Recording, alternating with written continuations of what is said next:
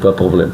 La première chose, c'est on sommes très heureux d'être ici, à Égypte, pour disputer les premières places de groupe et pour disputer les qualifications pour le quart de finale. On sait que l'équipe qu'on va jouer contre, c'est le grand équipe d'Afrique, le plus grand équipe d'Afrique. J'ai été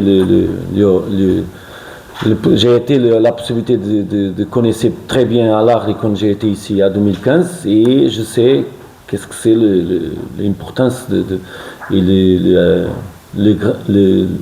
le pouvoir, l'histoire, la force de Al-Ahly.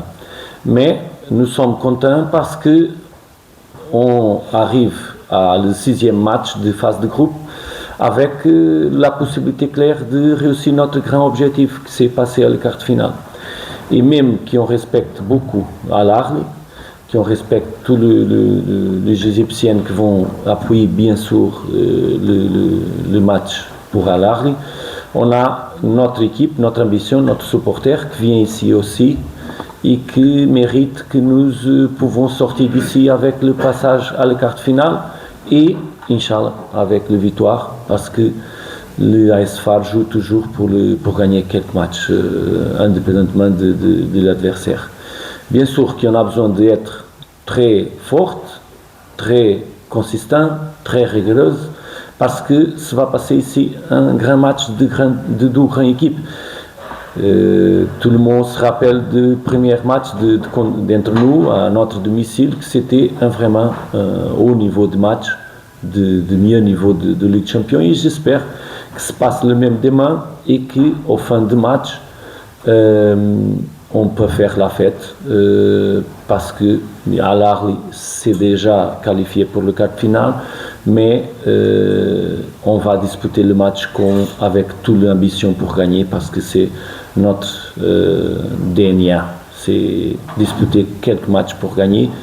Même qu'on sait que c'est très difficile de jouer contre Al-Ahly et c'est très difficile de passer à le quart final parce que le groupe c'est vraiment équilibré et vraiment fort avec presque toute l'équipe qui disputait tout le match sans quelque supériorité visible de quelque équipe en quelques matchs qui s'est passé dans notre groupe. On sommes ici vraiment ambitieux pour faire un grand match et pour réussir le quart final et plus mieux avec une victoire sera parfait.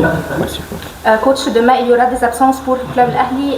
C'est l'exemple de Trezeguet et encore Zizou, deux joueurs très importants dans l'équipe. Est-ce que vous en pensez que ces absences vont donner pour vous une grande opportunité pour gagner?